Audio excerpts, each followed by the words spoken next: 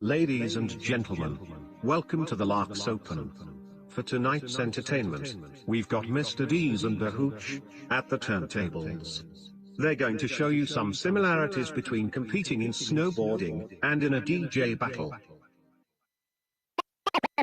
First, it's about being creative.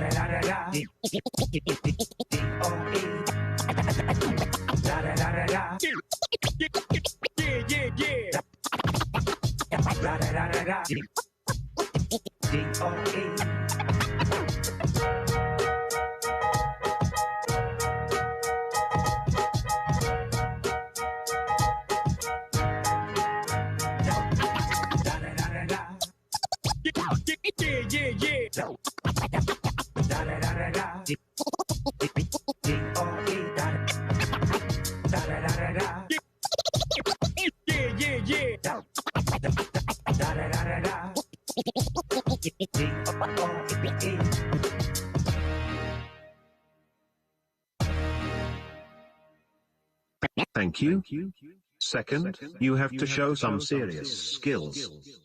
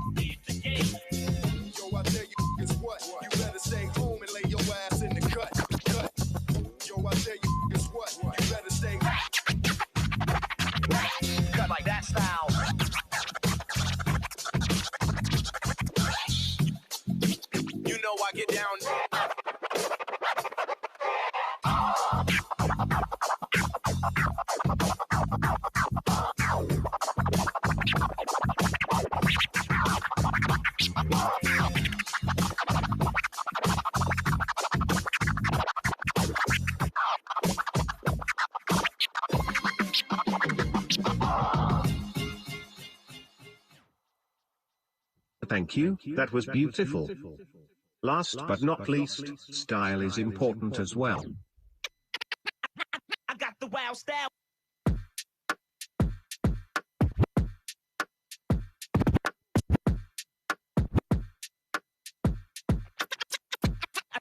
I stay dressed to slick gib. I stay dressed to slick gib. Thanks, LAAX, for having us. It's been our pleasure. Thank you to the KREW boys. Fantastic little set there. Inspired by snowboarding, I'm guessing, gents. Yeah, obviously. Thanks for having us. We're watching this LAAX Open anyway, you know, like every year, so we're pretty stoked to be here as well. So thanks for the invitation, you know. Absolute pleasure. Really nice to have some COVID-safe entertainment. Gentlemen, we'll see you later in the week, I'm sure, but thank you for the set. Right now, it's time to introduce you to the rest of our guests for tonight. I've got Alba Pardo from SBES, the Spanish and English snowboard magazine.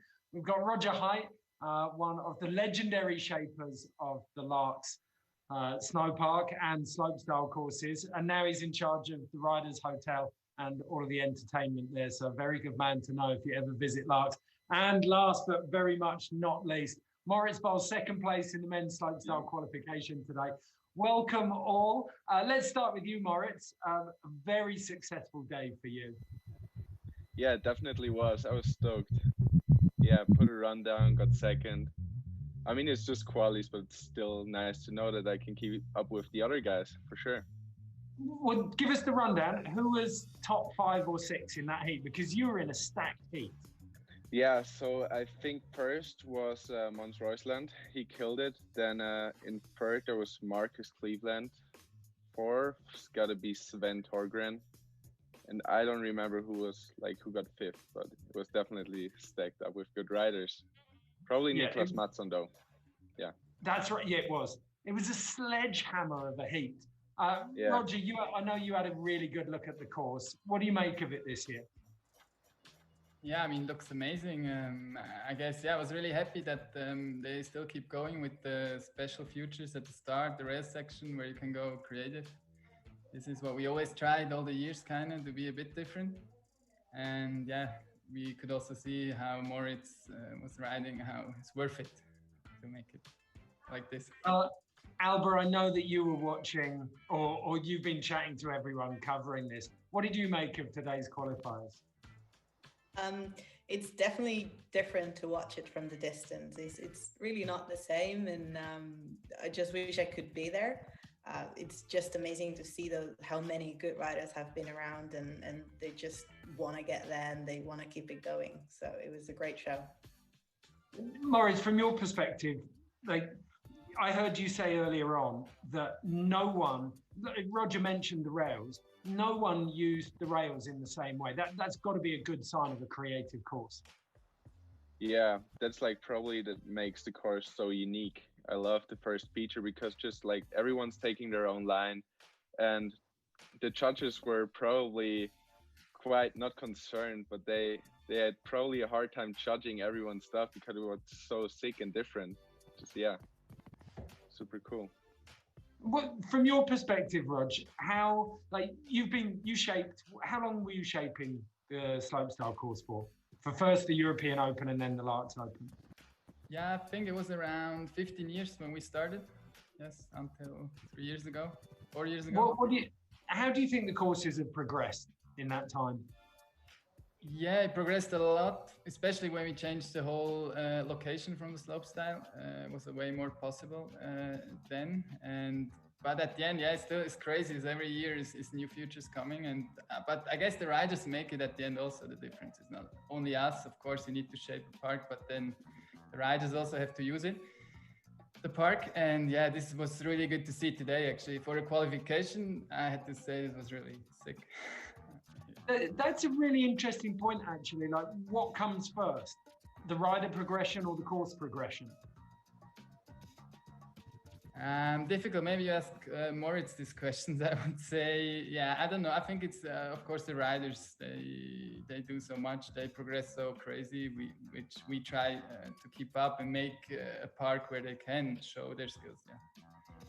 It goes hand in hand though, Ed, doesn't it? Do you remember those years that they were doing the creativity prizes and so on? Riders have been so used to compete in a certain way for so many years that then it required course designers as well as event organizers to sort of change that and really give the riders what they've been asking for so long, to ride creatively again. And then they were listening, so it kind of went back to that again. And that's what it feels like happened this year to a certain degree, Moritz. Yeah, for sure. I mean, just like Roger said, the course, building the course in a different way always is sort of a risk too, because you never know if riders are gonna like it or not. Because you don't want to hear complaints from the riders after they tested the course. But yeah, I feel like they've done a great job this year.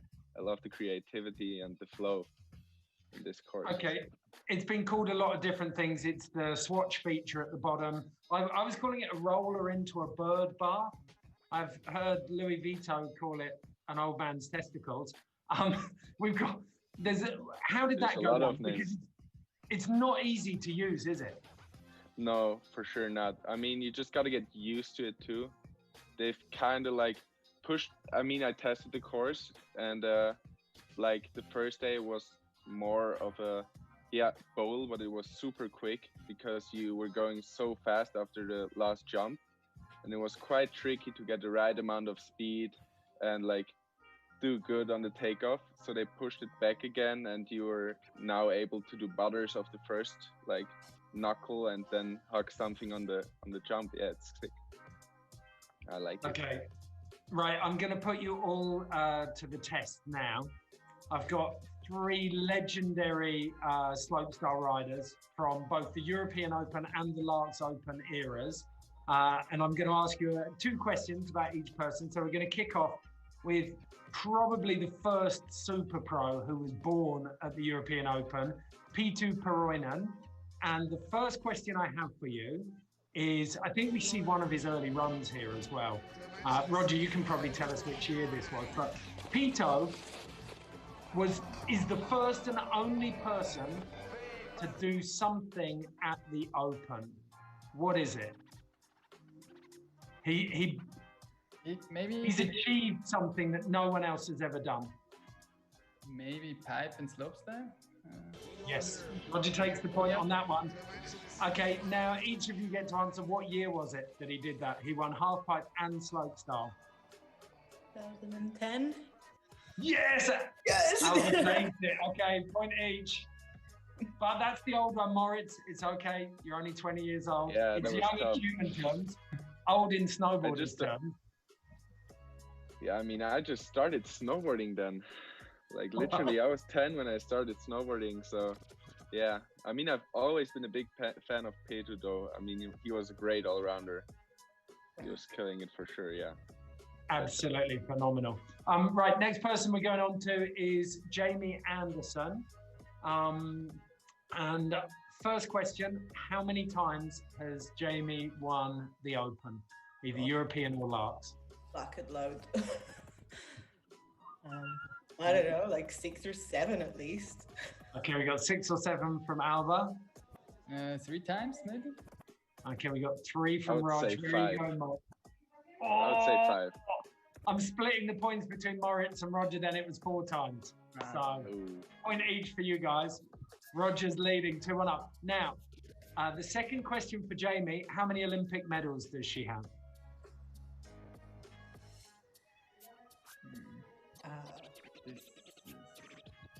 3? I would say 3, 2. 2, maybe. Point for Moritz and Alba, it is 3. 2 golds and a silver from Big Air. She cleaned up 2 in Pyeongchang. Okay, last one. Everyone's favorite female Finnish rider, Eni Rukkajärvi. Yay. So let's kick off. Which direction of rotation did Eni help pioneer in women's snowboarding? Was it cap? I would think say it was cap. No? Not to my mind. When she broke through, she came back. through. What's that? Switchback? I don't know. Where was Yeah, it? switchback. She had the switchback one that she came with to start with, and then she added the switchback 5. Yeah. And there was only really Spencer O'Brien at that time who was going with her. So Roger's leading, Moritz. Right. Yeah, I mean, You those pull were it back tough. now. Yeah. I was Okay, still last quite one then. young then. This is for all of you. Who can spell? Have you all got a pen and paper with you? No. No. Okay, you'll have to spell it out. Can you spell Rukkajärvi? Oh, I can. Go. Rukkajä with a double dot RVI. Oh, she wins with the umlaut. I was going to give extra bonus points for the umlaut, but you've smashed it, Alba. Okay, which means equal first is Alba and Roger. Moritz, I'm afraid that was terribly skewed for the old people. So take heart in the fact that you're still very young. Alba, I'm not calling you old either. Thank you all so much for joining us. Absolute pleasure to have you on the show tonight. What are your plans for the rest of the week, Alba? Keep watching the Open, hopefully get some vibes from the far away and work a bit, mother a bit, write a bit. I'll look forward to reading your reviews. Rog, what about you? Some turns and then some spectating? Yeah, I mean, I'm spectating now. I guess I had some turns the last few days. So I'm really wondering what's going on. And the Swiss guys were all really good today. And it's going to be, especially Moritz, it's going to be fun to watch. What about you, Moritz? What's the plan for tomorrow? I mean, I'll try my best. Like, just do everything I can to get into those finals. Yeah. Well, And okay. then hopefully. Very quickly, talk us through your run today and talk us through how you might upgrade it tomorrow. Okay, so that's gonna be tough to explain though. So I basically went around those 2 starting tubes, went onto the pyramid, did a tail tap to nose tap, dropped in, went onto the waterfall and did a front lip 2 out. Then on the up or flat rail, however you want to call it, I did a front land for 50 out, into a cap double 9 on the side hit, then a back triple 14 into the front double cord 12, then a cap 1 butter on the swatch feature, however you want to call it, cap 1 butter into back 9 tail. Yeah, that was my run. And how I want to upgrade, I guess for tomorrow, probably like, first of all, I want to put down the run I did today, the one I just told you guys, and then probably a front 14 on the last jump. Yeah, that'll be cool. Sick. Can't wait to see it. Thank you all, Roger, Albert, Moritz. It's been an absolute pleasure. We're going to play you out now with the KREW boys, and we'll see you back here tomorrow night. Take care. Thank you. Thank you for having us. Ciao, ciao.